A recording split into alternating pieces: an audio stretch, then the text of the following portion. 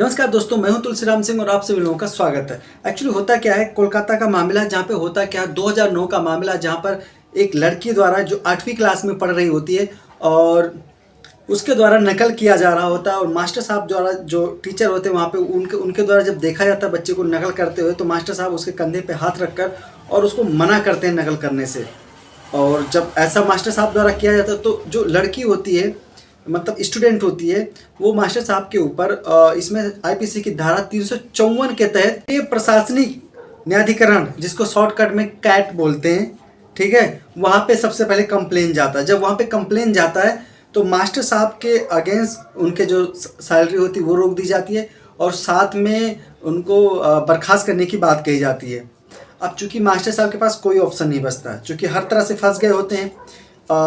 इसमें जो आईपीसी की धारा 354 है, मैं आपको बताना चाहूँगा 354 में ये नॉन वैल्यूएबल अपराध है और इसमें 1 साल से 5 साल की सज़ा का प्रावधान है। दूसरी बात यह है, इसमें जो सबसे बड़ी चीज़ है कि ये इसमें कॉन्जिबल ऑफेंस है और दूसरी बात इसमें एक और है, सबसे ध्यान देने की बात, ये मजिस्ट्रेट के पास ट्रायल होता है। अब जब केंद्रीय प्राधिकरण द्वारा मास्टर साहब को दोषी ठहराया जाता है और चूँकि जो लड़की का आरोप होता है वो बहुत ही बड़ा आरोप होता है, वही मास्टर साहब पे लगाया जाता है। तो मास्टर साहब के पास जब कोई ऑप्शन नहीं बचता तो मास्टर साहब कोलकाता हाई कोर्ट में एक याचिका डालते हैं और वहाँ पे न्याय की गुहार लगाते हैं। जब मामला कोलकाता हाई कोर्ट में जाता है तो कोलकाता हाई कोर्ट के विद्वान जस्टिस सुब्रा घोष और जस्टिस सुमेंद्र सामंत की खंडपीठ द्वारा केस की सुनवाई किया जा रहा होता है। उस समय होता क्या है, जब केस चल रहा होता है तो उस दौरान जो लड़की होती है कई बार एक्चुअली जो कैट के सामने अपना स्टेटमेंट देती है उसको कोर्ट में बदल देती है।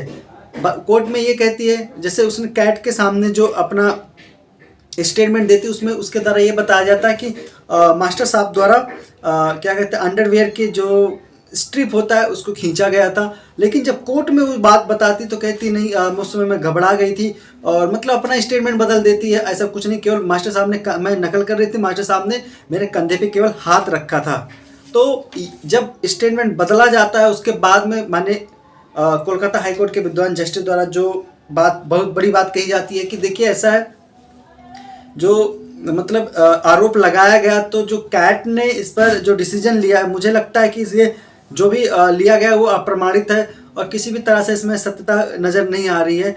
और अगर कोई भी टीचर अगर अपने बच्चों को नकल करने से रोकता है और अनुशासन क्लास में बनाकर या परीक्षा एग्ज़ाम हॉल में बनाकर रखने के लिए ऐसा किसी के ऊपर हाथ रखता है तो उसको सेक्सुअल संकेत नहीं माना जा सकता है, कि जो इशारा होता नहीं माना जा सकता है। और यही कहते हुए क्या नाम है, माने कोलकाता हाईकोर्ट के विद्वान जस्टिस द्वारा के जो कैट द्वारा आदेश सुनाया जाता है उसको रद्द कर दिया जाता है। साथ में मास्टर साहब को 10,000 रुपया प्लस जो भी इनकी रुकी हुई सैलरी होती है, वेतन होता है, उसको बहाल करने की बात की जाती है। इनकी जो ड्यूटी होती है उसको भी बहाल करने की बात की जाती है। आशा करता हूँ दोस्तों ये वीडियो आपको बहुत पसंद आएगा। जय हिंद।